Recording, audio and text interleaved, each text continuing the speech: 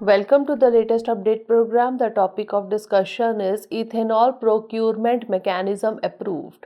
Recently, the Cabinet Committee on Economic Affairs, that is CCEA, chaired by PM Modi, approved an ethanol procurement mechanism under the ethanol blended petrol, that is EBP program. It will be operated by public sector oil marketing companies. CCEA has approved the receipt of higher revenue from ethanol from various sugarcane-based raw materials under the EBP program.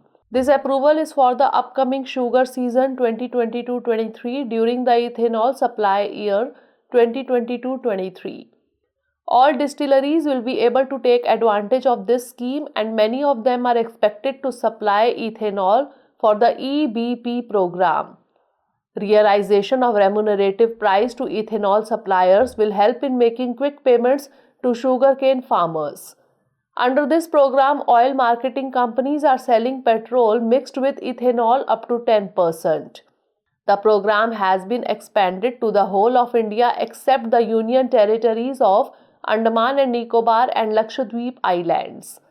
It can play an important role in reducing import dependence on energy requirements and boosting the agriculture sector.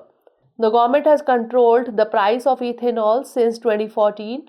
In 2018, for the first time, different prices of ethanol were announced by the government based on the feedstock used for ethanol production.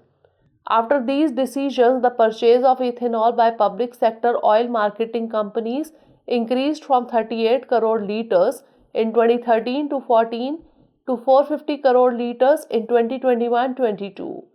Also, the target of 10% ethanol blending in petrol has been achieved in June 2022, even before November 2022. After this, the government has changed the predetermined target of 20% ethanol blending in petrol from 2030 to 2025-26. The government has also made public the roadmap for ethanol blending in India 2020 to 25. All such steps will enhance ease of doing business and help in achieving the objectives of Atmanirbhar Bharat.